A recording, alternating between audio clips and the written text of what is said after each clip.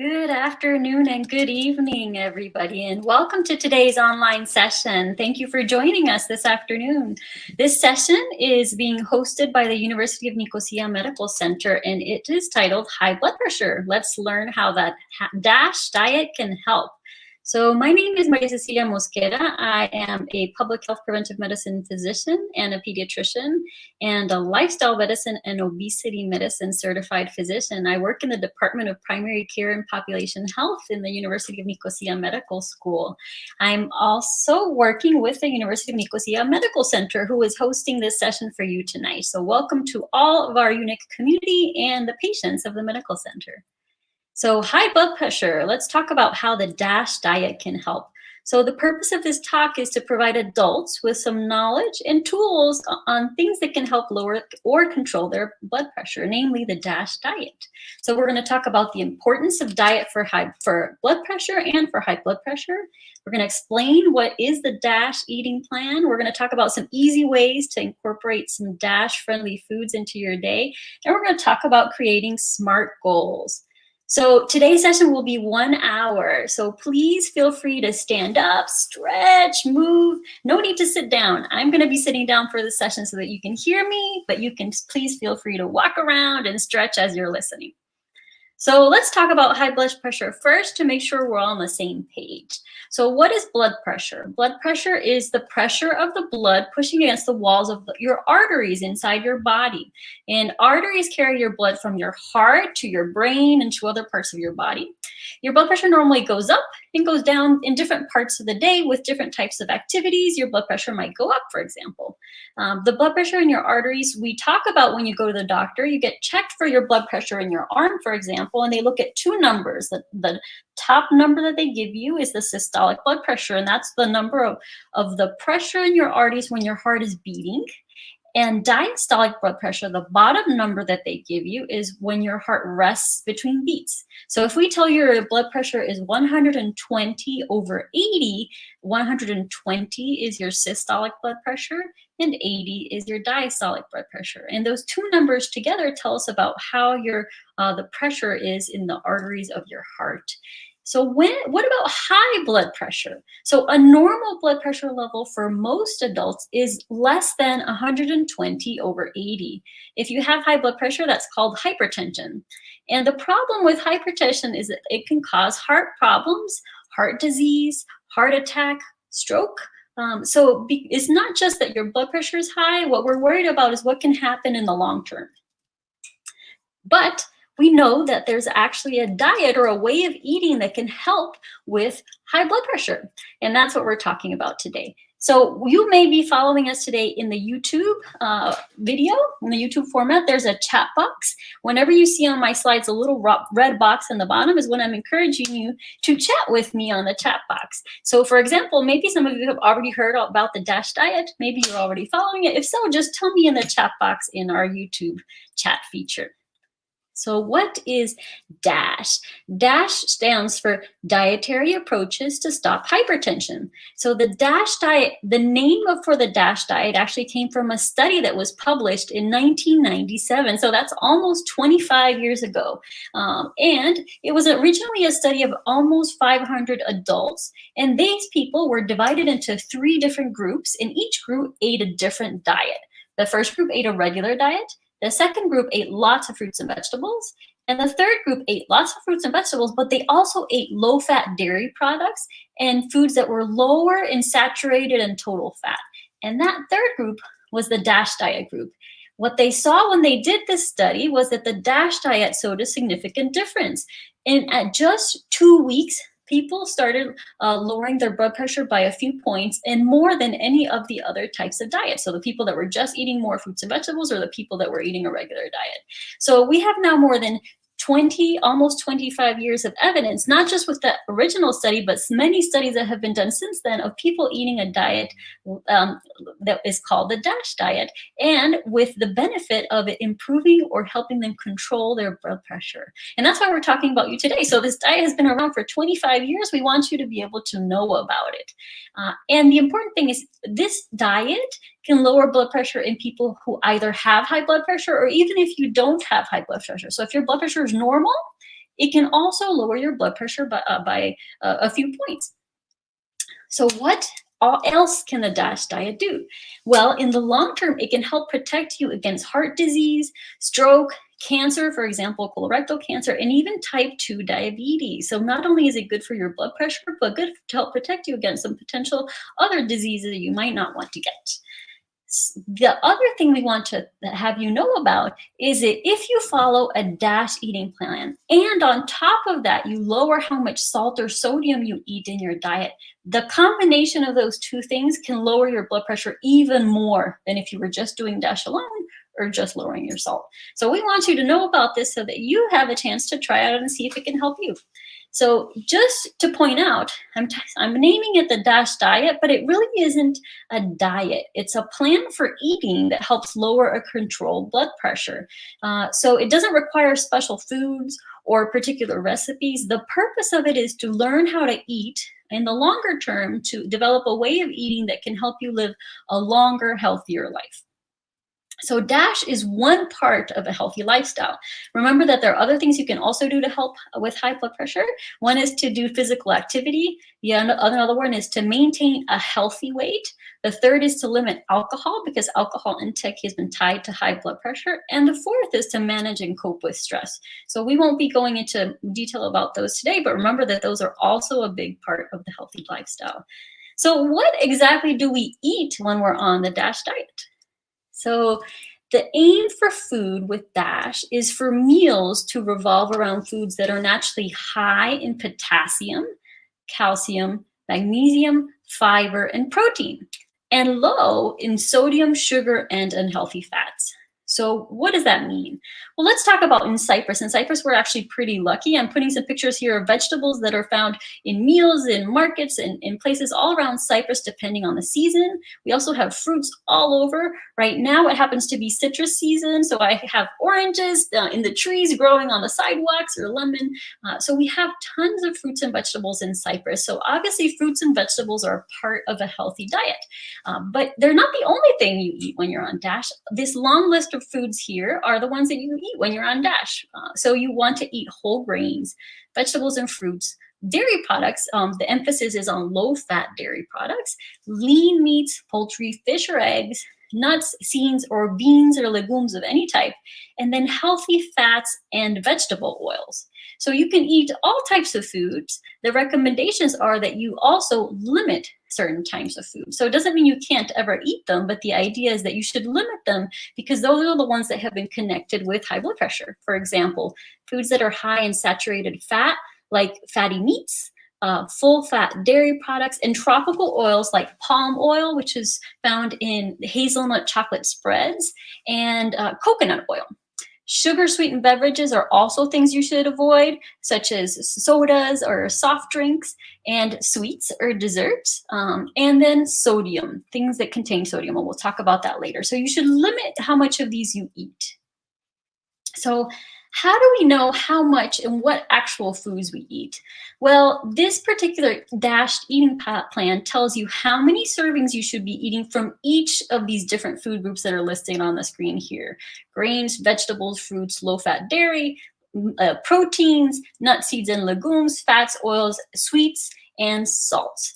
And how many servings you eat depends on how many calories your body needs. So calories are what we use to keep our body going. We get our calories from food. Our body processes them to help us keep on going. But if we eat too many calories, that's when we can gain weight and deposit them in fat and other pieces. So this very complicated image here is just to show you at the top that there is a chart that I'll refer you to on the website that's listed on the bottom of the screen, and I'll put this throughout the presentation, where you can actually go look up for yourself, say you're male or female, and either you're not very active, you're moderately active, or you're vigorously active, how many servings would you want to be eating on the DASH diet of each one of these food groups?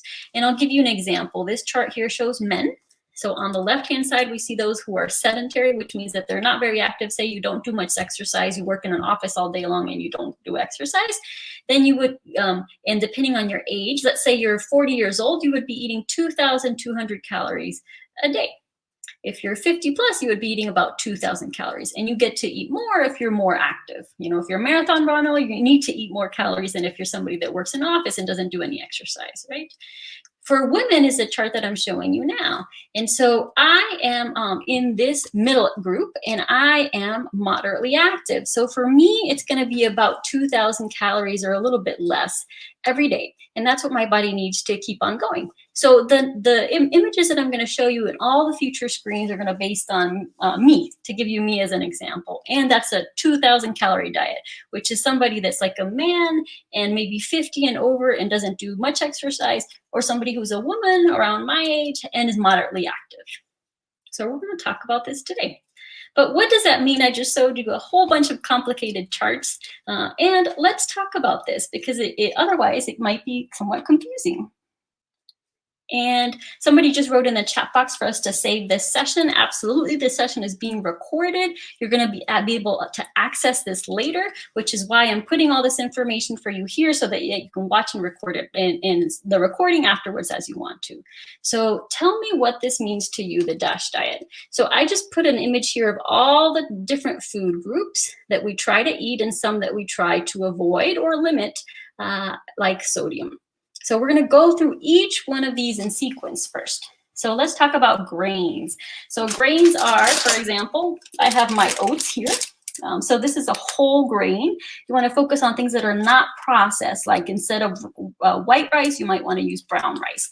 In this image on the screen, it tells you what a serving size would be. So it would be one slice of bread, not a whole basket of pita bread, for example. Or it might be half a cup of cooked rice, which is about this much, about as much as fits into my hand, like this, right? So in grains, you get to eat about 6 to 8 servings each day. Remembering that a serving is one slice of bread, so you're not going to be eating a basket of pita at lunch and a basket of pita at dinner, because then you'd be done with your 6 to 8 servings, right? So whole grains is one. Vegetables is another one. And this one you get to have 4 to 5 servings per day. And most people don't quite get there. So the goal for most people is try to increase the amount of vegetables that we eat, right? So if you eat 1 cup of rocket or arugula, this is what 1 cup looks like. You can eat 5 cups of arugula in one day if you want to, but in food and in our diet, the idea is not to focus on just one vegetable or fruit, but to add variety. So the idea would be for you to eat 1 cup of rocket or arugula, maybe half a cup of cooked carrots, and other vegetables mixed throughout the day. So this is for vegetables. Let's talk about fruits. So fruit sizes would be a medium orange or a mandarin. This one is slightly on the larger side. Or it might be 1/4 a cup of dried fruit that's unsweetened, because a lot of times you go to the stores, for example, in Cyprus, and they dry mango or other fruits with sugar. So you have to make sure it's unsweetened. And then half a cup of juice if you feel like unsweetened juices, if you feel like you need to include those in your diet. So fruits, you can have 4 to 5 servings per day if you're around my age and my activity level.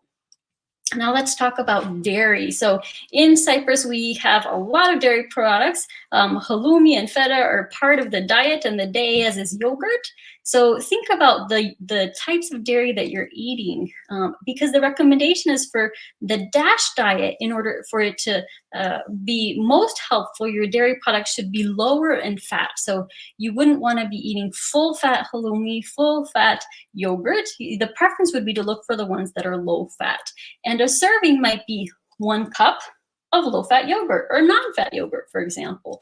And if you can find a lower fat and maybe even lower salt cheese like anari, you can have 1.5 ounce of cheese. And sometimes people say either your thumb or let's say your finger is 1 ounce of cheese. So if you do 1.5 ounces, that around that might be a serving. Okay, I'm just looking at the chat box because I see that people are putting some comments here. Thank you very much for the comments. Yes, and I know we're talking about weight is very challenging at different ages. So we'll see if some of the tips that we can give you today will answer some of the questions that people or comments people are putting in the chat box of how about it can be difficult to maintain your weight. So maybe some of the things we talk about today will help. So for lean meats, fish, poultry, eggs, you can get to have 6 servings or less per day. Now that doesn't mean that you get to eat 6 10-ounce steaks in one day, right? So when we talk about lean meats, we're talking about the ones that don't have much fat. So a lean cut of animal product, ideally something like a chicken without a skin, or a salmon without a skin, or 1 egg is, for example, 1 serving. So if you choose to eat 6 eggs in one day, that would be all your servings of lean meats, fish, poultry, and eggs for one day. As we mentioned before, the idea is variety. It shouldn't be 6 eggs. It should be maybe 1 egg for breakfast, and then let's say a size of fish around the size of your palm for lunch, for example. So let's talk about fats and oils. In the diet in Cyprus, olive oil is a huge part of what we eat here with our foods. Here are some examples what a serving size would be. So olive oil is a vegetable oil. With this DASH diet for high blood pressure, you will actually want to limit the amount of intake that you have of oils.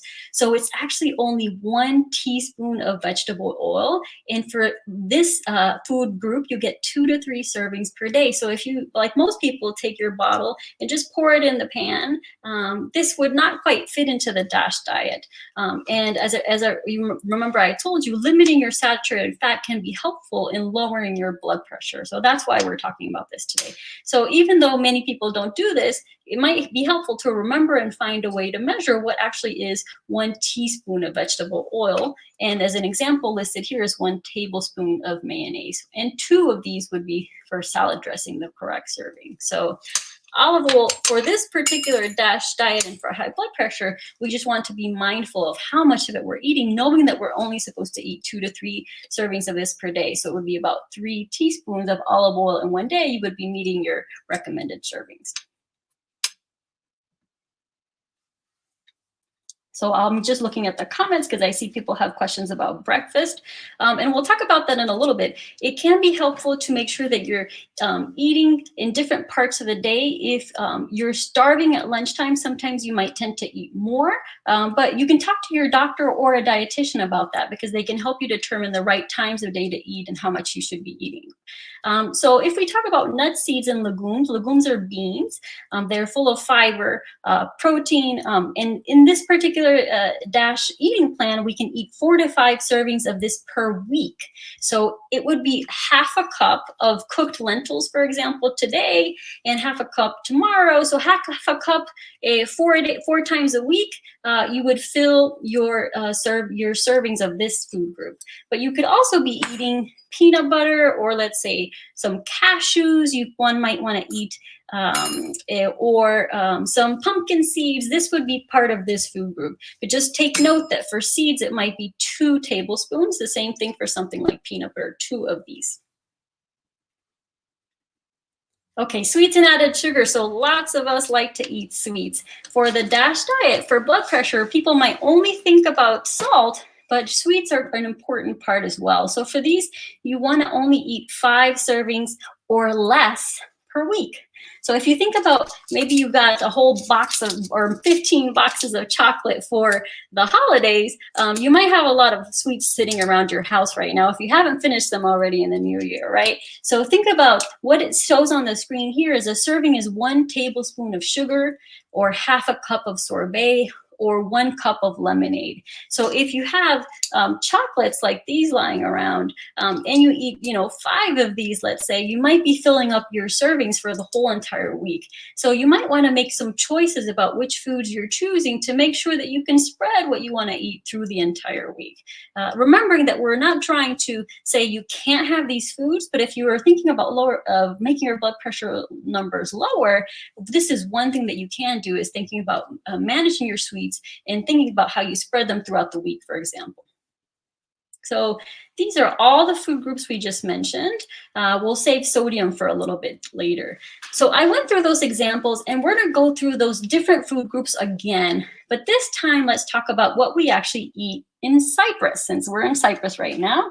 And I'm just looking at the chat box right here.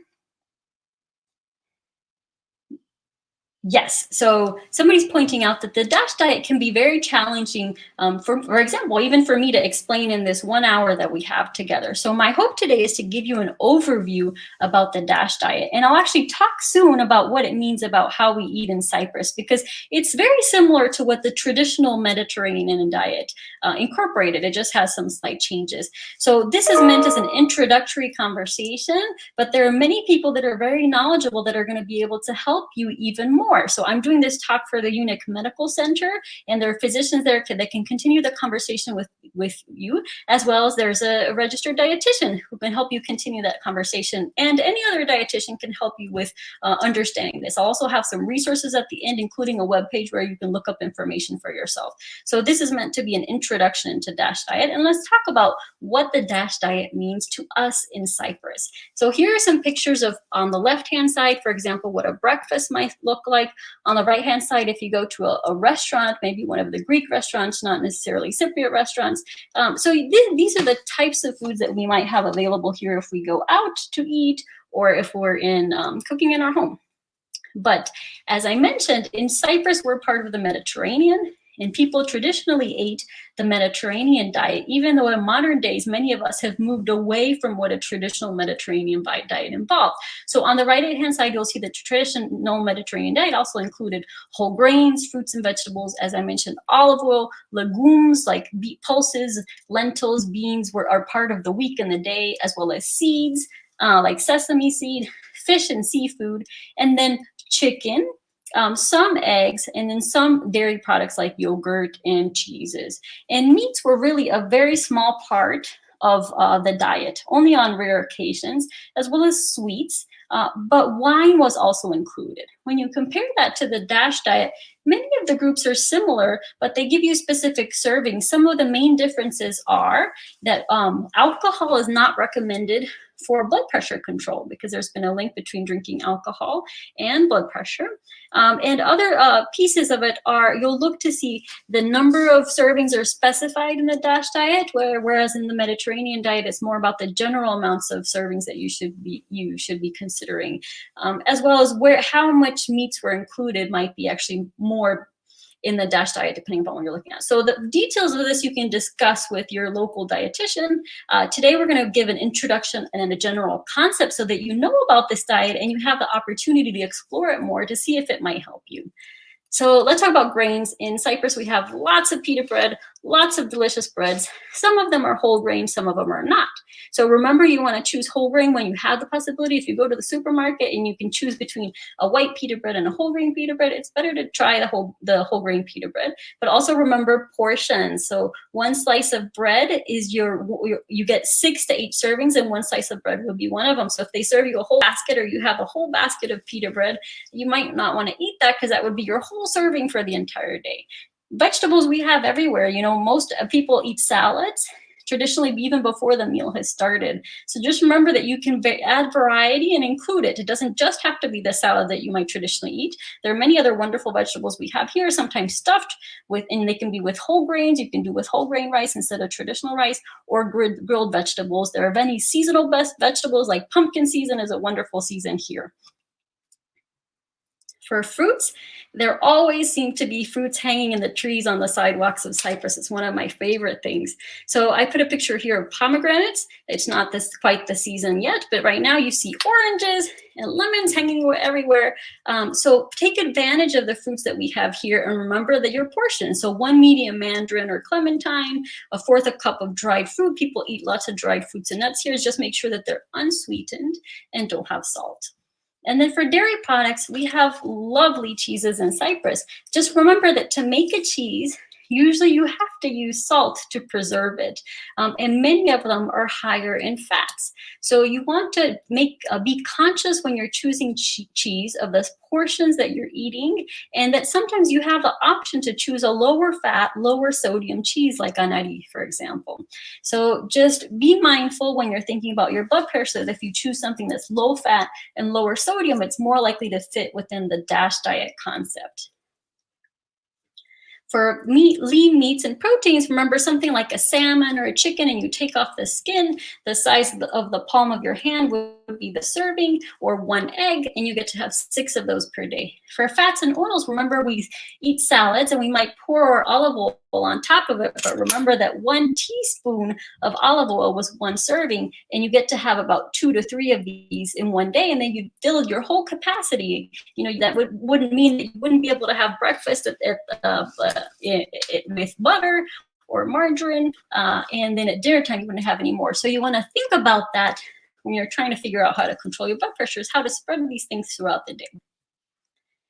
And then nuts, seeds, legumes, and sweets and added sugar are recommended in per week serving. So the concept is that you shouldn't be eating your desserts like your chocolate, breakfast, lunch, and dinner, that these should be sort of special things that you have desserts, let's say, you know, on weekends and maybe once or twice during the week in small portions. These are meant to be, like I tell kids, these are sometimes foods, not everyday foods, right? So, and for nuts, seeds, and legumes, remember that legumes are good for you. They have protein, they have lots of fiber, and you can spread those throughout the week. And you might want to think about, in Cyprus, sometimes we have, you know, wonderful peas or beans as part of the meal. And that was what part of the traditional Mediterranean diet included. So let's take advantage of that.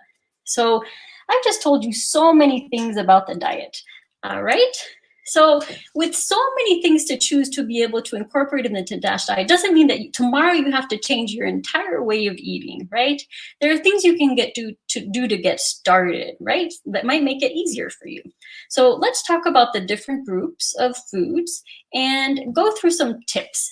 So first, there are ways that you can think about the snacks you're eating throughout the day. Let's say that you're eating a bar that's packaged that is likely to be high in sodium. I actually have one that's near me right now that if you ate 1 bar, that would be about 1/5 of the amount of sodium that you might want to eat in 1 entire day. So instead of that, you might want to choose some of the lovely vegetables we have here. You know, you can go to the market and get them fresh or get them delivered now during lockdown. And you might want to have that with hummus or tahini in a small portion. Or you might want to have some nuts that are unsalted with an apple, like peanut butter and apple. So think about using your whole grains if you're going to have a snack, your fruits and vegetables, and focus on those throughout the day. One of your goals might be, you know, might want to have 1 healthy snack of fruits and vegetables during the daytime, because currently I'm only having, you know, carbohydrates or packaged foods as my snacks. Another thing to think about is the proteins that you're eating. So if you're eating mostly red meats, you could think about one of the goals for you might be to decrease that. And one way you could do that is choosing sometimes to eat lean meats, either removing the skin in some or all of your meals, selecting proteins that are lower in saturated fat. So basically they don't have fat around them. So fish and chicken are usually leaner than red meats, for example.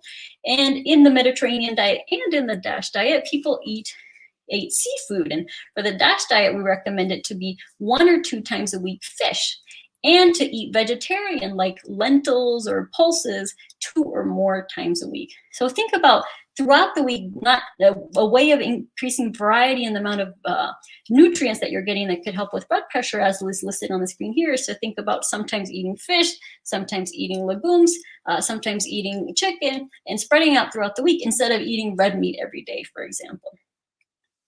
Another thing to think about is making healthy substitutions. So I mentioned before, if you traditionally are stuffing your tomatoes or your peppers with rice, you could think about changing that to brown rice. And in sometimes people need a little time to get used to the taste of brown rice. And one of the things you can do is when you're cooking, let's say you usually cook white rice and you usually cook 1 cup of white rice. So you might want to start with 1/4 a cup of brown rice, put that in here and fill the rest with white rice, right? So that you can start getting used to the taste of brown rice. And you can increase the amount of brown rice, decrease the amount of white rice as you're cooking over the next days or week until you get used to it. So with the goal of eating whole grains because they have more fiber, more nutrients, and actually have, those are things that can help benefit your blood pressure.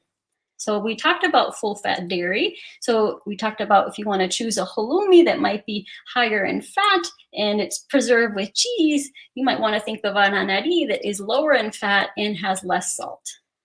Also, if you have condiments and sauces, if you're buying a pre-packaged jar of condiments at the supermarket, those tend to be preserved with salt. So they tend to be higher in sodium. And things like breads and cereals also have salt. We'll talk about that later. Canned vegetables as well.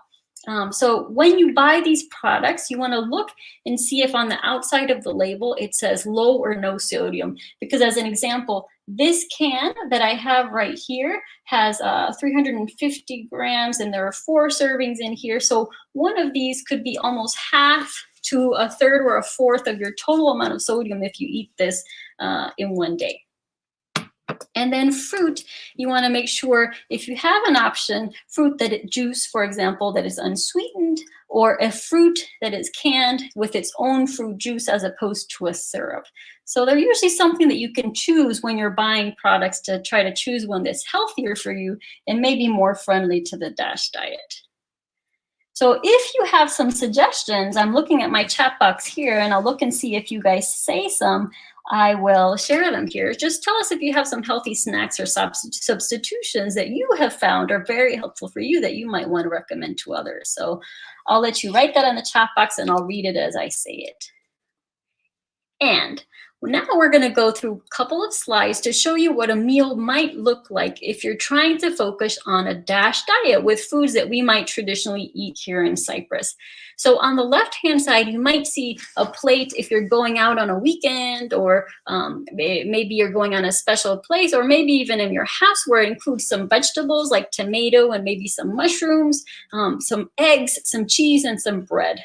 But you'll see that on the right-hand side, it's actually that same plate on the top image, but it includes, instead of the processed breads that are full in sodium and full in fat, you might, for example, choose a whole wheat pita bread, small piece, and focus on filling your plate with veggies like the mushrooms and the tomatoes and maybe some cucumbers. And then if you have a choice, you might want to have a boiled egg instead of a fried egg to limit your amount of saturated fat.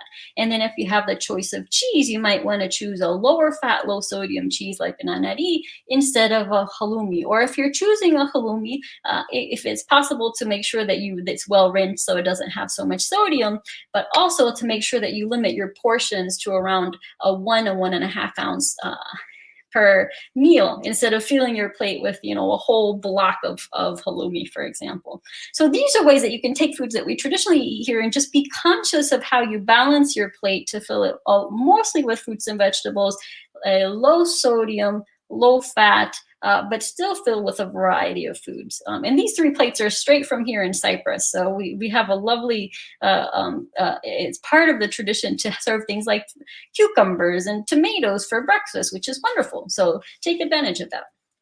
Let's talk about lunch. So many times if you go out or you order food, they tend to serve you French fries with the foods here in Cyprus, right? So if you get a plate like the one on the left, where maybe you started with a salad, you were served some pita with some tahini and some tomatoes and maybe even some olives, and then you get this big plate of French fries with some grilled chicken. So what you could think about is taking that grilled chicken and eating the salad, and just before you order it, say, just please don't give me the French fries. And you can eat a little bit of the pita instead of the whole basket, a little bit of the tahini, and focus on, let's say, the tomatoes and ordering some grilled vegetables. So these are foods that are already being served to you. And just by saying no thank you to the French fries and watching your portions, you can still eat the same foods, or let's say eat 1 French fry instead of the whole serving, right? But sometimes it's better to tell them not to even give it to you, because you might be tempted if it's on your plate. So these are, traditional things that you're eating when you're going out or on the weekend or on a Saturday. Just be conscious of how you can lower the saturated fat, lower the salt in your diet. These grilled vegetables, I actually had, they were made for me with spices and no salt added at all, and they were delicious and grilled. Now for dinner, these are 2 traditional plates here in Cyprus. I'll point out that the left-hand side has French fries, like I mentioned, along with bulguri and a red meat. So a more DASH-friendly option would be a stuffed vegetable. You just have to make sure that it's not fully filled with olive oil, but maybe just a little bit. And ideally, it would be filled with spices and a whole grain rice. And let's say your stuffed zucchini flowers weren't fully fried, but let's say steamed mostly, right? So these are foods that we traditionally eat here. You just have to think about ways that you can modify them a little bit so that they make them more DASH friendly. So all these foods you could eat, it's just think about the balance of what you should want to be eating most are those healthy foods we talked about, and limiting the ones that are less healthy, like those that have saturated fat, sodium, and are full fat dairy. So let's talk about some ways you can make your food more DASH friendly. And I'll see if you have any thoughts of things that you're eating now that you're contemplating how you can make them more DASH friendly. Just write it in the chat box and I'll keep on looking. So we're going to go through sodium. We've talked 2 times now about all the different food groups that are allowed in the DASH diet. But specifically, we're going to talk about sodium because I mentioned before how it's been studied and shown that if you focus on eating these DASH food groups in the ways I spoke to, and on top of that, you think about your sodium, doing those 2 things together can actually help your blood pressure even more to be lower and controlled. So how do we cut down on our salt or our sodium? So let's talk about sodium. So sodium is in our food. It's used usually to preserve things. We'll talk about that the goal for an average adult is to limit daily sodium levels for a person that doesn't have specific medical issues that their doctor has told them otherwise to 2,300 milligrams or less per day. Now, this is when we talk about the DASH diet, this is the normal level of sodium that we're talking about, that you should be eating 2,300 milligrams or less per day. Sometimes you might actually want to choose to go even lower. That's 1,500 milligrams or less per day. And to keep that in mind, so 1 teaspoon of salt, like the table salt that you would cook with, or you might see on a table when you go to a restaurant, is 2,300 milligrams of sodium. So 1 teaspoon is the most that you should be eating throughout your day. Now, you may be saying, but I don't add a whole teaspoon's worth of salt to my food. Maybe you don't even add any salt to your food when you're cooking. Well, when we look at things that are packaged, like the crisps that are on the right-hand side, I'll give you this example. So this happens to be a 90-gram bag of crisps. And for the amount that is inside that bag, there are 1.26 grams of sodium, which is 1,260 milligrams of sodium. So if you had chosen as your goal that 1,500 milligrams or less per day, if you ate that 1 bag of chips, you've almost reached the entire amount of sodium you should have eaten one day. And sometimes you might think that crisps or potato chips, as I would call them, you might understand that those are salty, right? But sometimes we don't think about other foods that are packaged or prepared outside of our home that might also be salty. Because in reality, most of the sodium or salt that we get in our food is not from the salt that you add when you're cooking at home.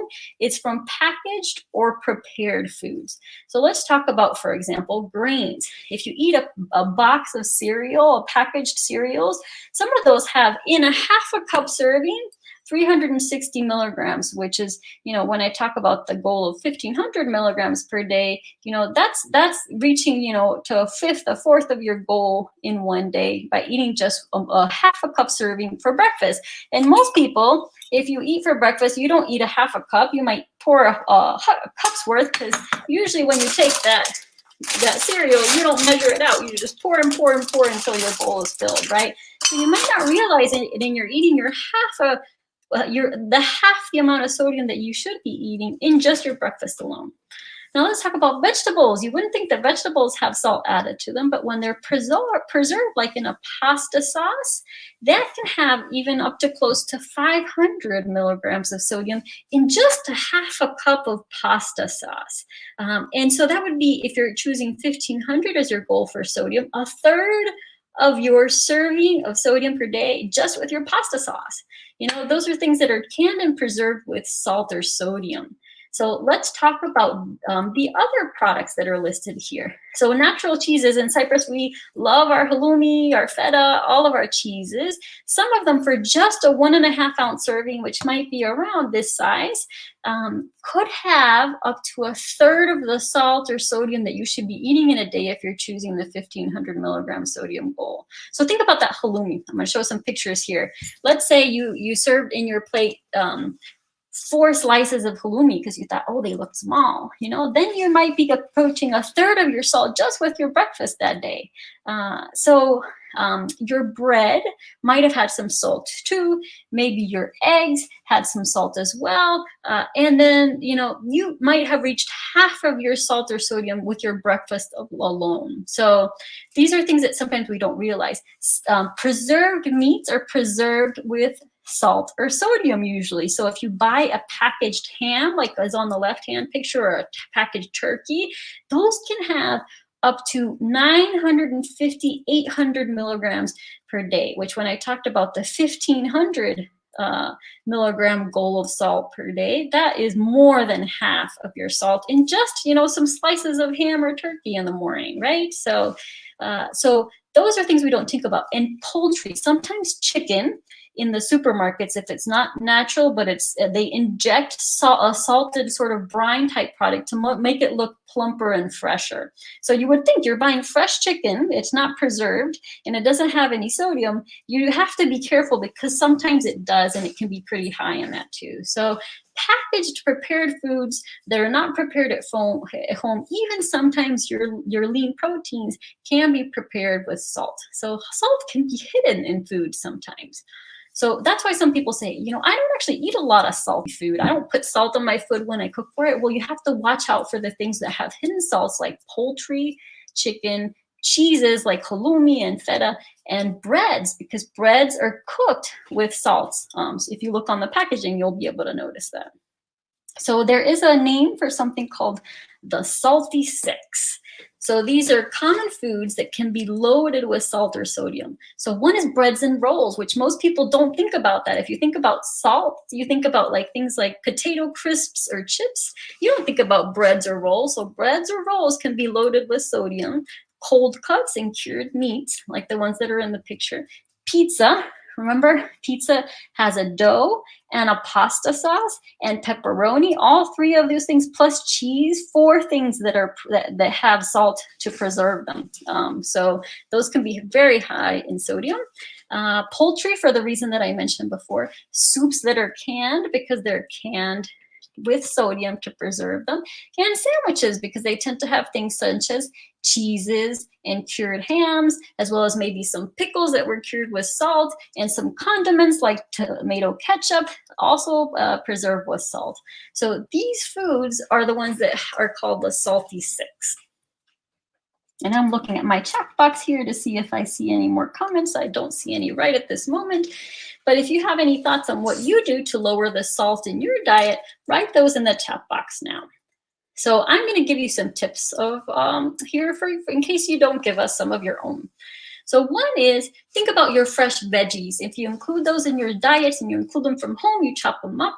You can get those very easily at the market, or even get them delivered if you're at home and during a lockdown. That can be one way that you can fill up your meal with healthy things that aren't salted, because you can add herbs, for example, to flavor your meal and not salt. Remember that fresh is best. So if you take a fresh fish versus a canned tuna, the fresh fish is going to be better for you, because obviously it doesn't have as much salt, because the tuna is going to be preserved in salt usually, unless you see a no salt added tuna, for example. And as I mentioned, you can use herbs and spices to add flavor instead of salt at home. And you can choose to go low or no salt. Remember the example that I gave before of my can of beans, where this one can would be about, you know, 1/4 to 1/2 of the amount of salt that I want to eat in one day. If I'm doing, you know, depends on the amount of sodium I'm limiting in my diet. And this one happened to be regular salt, not a low or no salt preserved bean. So one option is, many people in Cyprus cook the beans themselves instead of buying the canned beans, right? Or if you choose to buy canned beans because that's all that you can prepare at home, or you need something quick, just try to look for the ones that say no added sugar or salt. And remember to pay attention to things that are prepared, anything that's cured or brined, like a ham or a turkey or a sausage that's been prepared with salts, things like condiments like ketchup and mustard. Those are things that are all going to be high in sodium. And you want to take away things. For example, if you have something that you can rinse, like a halloumi, where you can rinse and take away some of the salt that was preserved with, that's a good thing. And don't add extra salt to your own diet by using your salt shaker. You can use herbs and spices instead, or use a tiny bit of salt in your diet if you need it. And then limit salty processed foods, the ones that we usually think about when we think about salty foods, like packaged crisps or chips. So what if you eat out or go to a restaurant? It's easy when you can prepare it at home and you can control what you eat, right? That makes it a lot easier. Well, if you go to a restaurant, first thing, look at the salt shaker and move it to the other side of the table, or put it on the table next to you, right? You don't want it to tempt you, because the temptation might be some people I know, tend to just look at their plate that's served in front of them and automatically add salt. They haven't even tasted it and they assume it's not going to be salty enough for them, right? So just move it away. Another thing you can think about trying is look at the menu before you go out, because if you already know what you think you want to order, you won't be tempted by other things that look like they're calling your name, right? But might be things that if you had a moment, you wouldn't have chosen initially. You can make special requests. I do this at home all the time. My husband laughs at me because I always say, can you make me a sandwich with no cheese and no ketchup, or you put the pickles on the side, modify whatever it is you want to make it what you need it to be. And then usually put the condiments on the side. So if you have a salad, tell them not to put the dressing on top of it. Put it on the side. You can take your fork and dip your fork in the dressing, and then grab your lettuce with that, and you can have some flavor of the dressing instead of pouring the whole thing on it. You'll eat less of it. And try for healthy appetizers first. In Cyprus, we have a very good habit about eating the salad before the meal. So start with your salad. Just focus on one that looks like in the picture, where it's greens and peppers and tomatoes and maybe some onions, as opposed to just the big chunk of halloumi that's usually sitting on top, right? So I have given you so much information that you may be saying, I have no idea where to start. This seems like a lot of change. How do I even approach to do this? I don't know what to do, right? So let's talk about that and see what you can do. So think about one thing that's called your attention. Maybe the halloumi thing was really interesting for you. You didn't realize that if you eat 4 slices of halloumi, you might be like eating, half of your sodium for the day, depending upon, the size of your halloumi, etc. So let's say you want to make a goal around that. So what changes are you thinking of making in your life? And I'll look at the chat box to see if anybody has written that to say. What has called your attention about the things that could help with your blood pressure? So if you were thinking about helping your blood pressure, maybe you don't have it and you want to prevent yourself from developing blood pressure, what might you want to change or try? So some goals people might say is, I'll eat less packaged food. I'll eat more vegetables. I'll drink less processed drinks, or eat less cured meats, for example. So instead of saying a goal like that, it can actually be more helpful and be to set something that's called the SMART goals. SMART goals help make it more likely that you can actually meet your goals. So SMART is an acronym.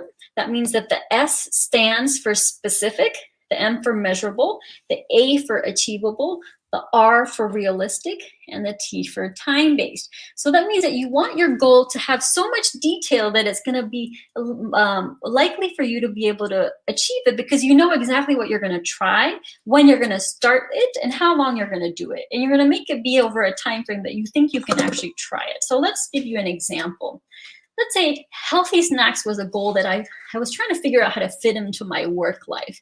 So I decided today is Thursday. On Monday, I think I'm gonna prepare over the weekend some chopped vegetables with hummus, and I'm gonna prepare some dried unsalted nuts, and maybe some food that I'm gonna cut up and package myself.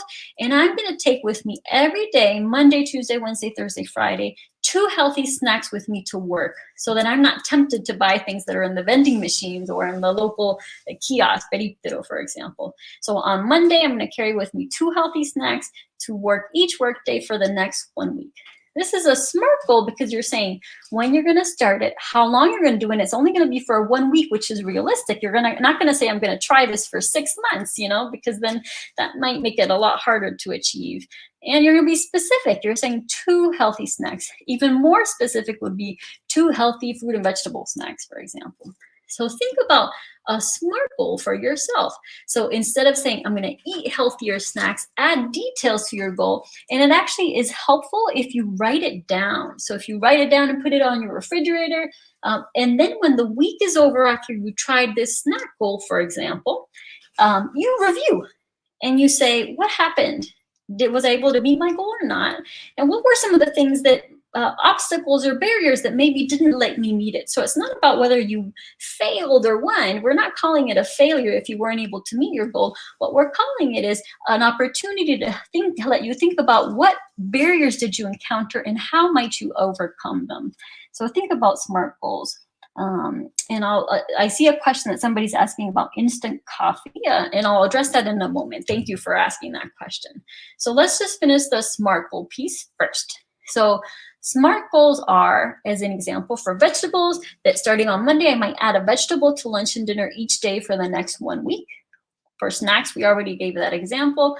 For dairy products, let's say the halloumi was the one that was calling the idea was calling your name. So maybe on Monday, you're thinking about limiting the amount of cheese that you eat for breakfast to 1 or 1.5 ounces, like maybe the size of your finger. And you're going to try that just for 1 week and see how that goes. Or maybe for your goal, you might say only 1 day. I'm going to try it for 1 day and see how that goes. And then I'm going to review what happened. Was I able to meet my goal? Was I not? And the important part is, what were the barriers if I didn't meet it, and how can I overcome them? So this is an image of what it might look like to add plants to every meal or snack.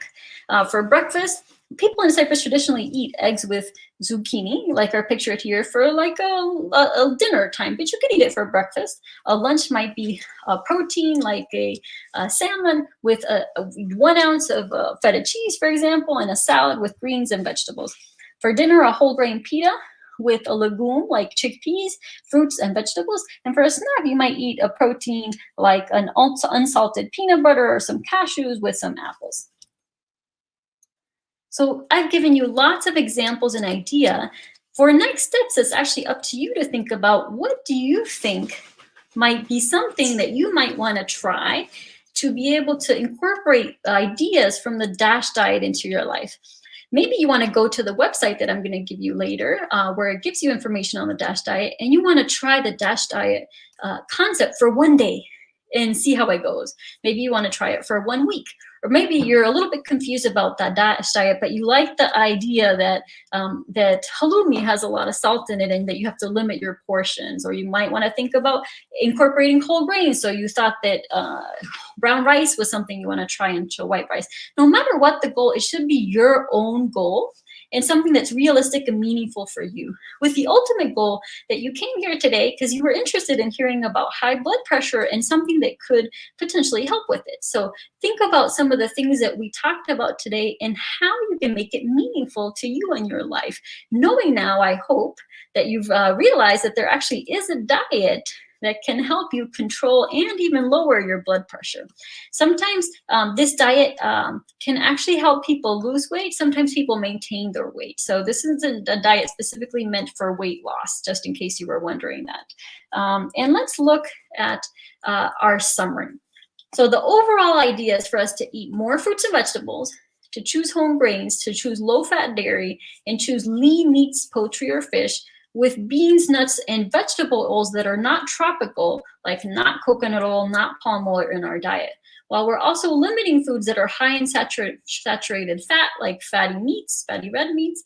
We're limiting our sugary drinks, so we're trying not to drink sodas that are filled with sugar or juices that are filled with sugar. And we're limiting the amount of sweets, so we spread them throughout our week. Remember that we said sweets are sometimes foods, not every day, 3 times a day kind of food, right? And we want to limit the amount of salt in our diet, not just the kind that we add to our own meals, but the kind that we get from packaged, canned, prepared type foods. Because thinking about the DASH eating plan, remember what I said at the beginning. So this DASH eating plan, in just 2 weeks of trying it, can actually lower your blood pressure if you have high blood pressure already, or even if you don't have it yet. So it might be something that is worth a try. And if you need more information, I mentioned before that you might want to talk to your doctor or registered dietitians, like the doc physicians and registered dietitian we have at University of Nicosia Medical Center, or the other ones in your community if you don't come to our medical center. Remember that this is a diet that has research over 20 to 25 years. So the concepts of it might be things that you can think about how to incorporate in your life. And somebody pointed out earlier, the DASH diet concept, sometimes it takes a little time to figure out how to fit in your own life. And that's why we want you to know about it and now come up with your own SMART goals of what points of it you can take to apply to your own life. And that's where starting with small steps is key. You don't want to say, I'm going to try this diet for 6 months.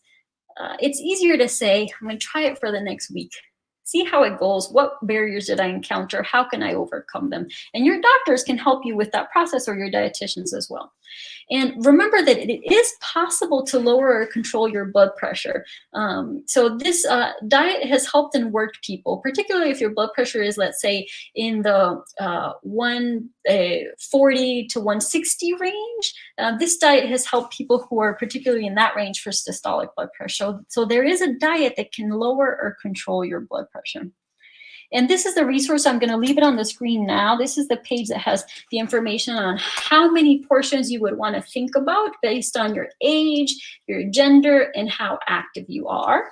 Remember, this talk is being recorded, so you'll be able to access this information later. This is going to be saved, so you don't need to rush to write it down right now, but you can if you want to. So let me just look at the chat box to make sure. There was a question about instant coffee. So instant coffee, so coffee and caffeine are not addressed by the DASH diet specifically for high blood pressure.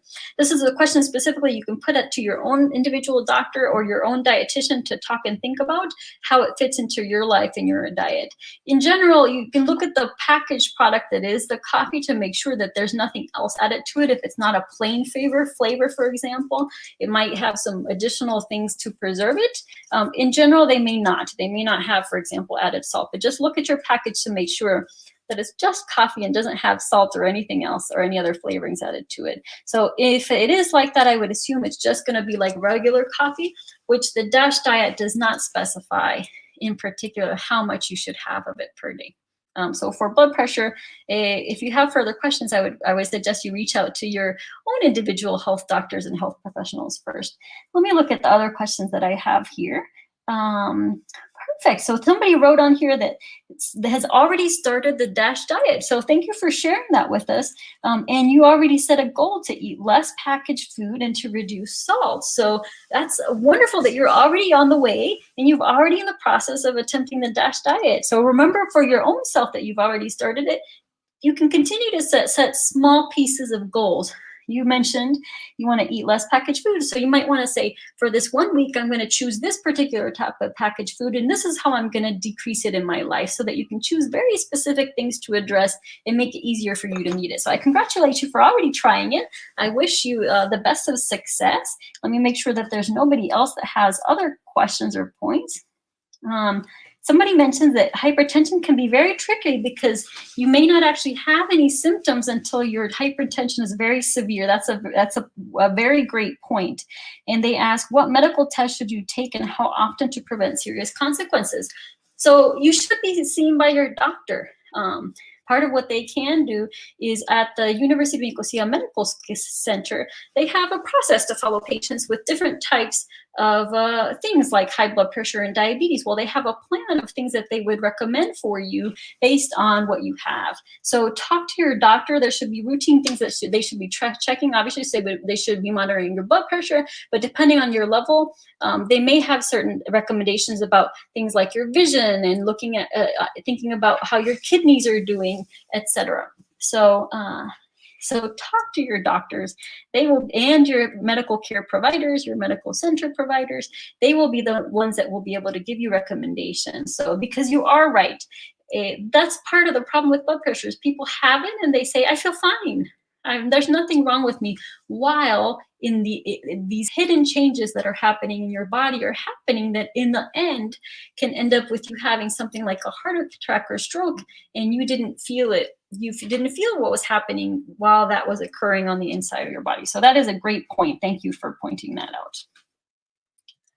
So we are done with the presentation for today. Oops, sorry for shaking my measuring cup. I just wanted to point out that in the chat box I've written that there is a feedback form. If you're accessing this presentation from the University of Nicosia Medical Center's web page, there is an event page that has a feedback form listed there. I am putting it on the screen, so when this presentation is saved, you have access to it. Unfortunately, the YouTube chat box does not let me share links, so I couldn't send it to you there, but please feel free to give us feedback on this presentation, including what types of presentations you'd like to see next. Was this beneficial? That's what the form asks. You know, we want to know some details, and the feedback form is anonymous, so I would fully welcome your feedback because we want to make sure we continue to make presentations or modify the ones that we're giving to make them meaningful to you. So before you leave today, just remember to think about it for yourself. What's the one thing you're going to take with you after this talk and presentation that maybe you can think about incorporating in your life that would be meaningful to you? If you're willing to share it, please put it in the chat box. If not, just as you go on with the rest of your day, as you prepare for dinner, just think about that one thing that you want to take from what you heard today. And I'm happy to look at the comments and questions that I have in the chat box. For the rest of you that are ready to go and you're finished listening for today, thank you so much for sharing your time with us. I'm glad to have spent this afternoon, early evening in Cyprus with you, and appreciate the time you spent with us here, and wish you the best in your journey for a healthy lifestyle. Remember to reach out to your medical care professionals and your registered dietitians, like I mentioned at the University of Nicosia Medical Center, if you have further questions about the DASH diet or anything about your medical care. So thank you so much, and we hope that you have a wonderful evening.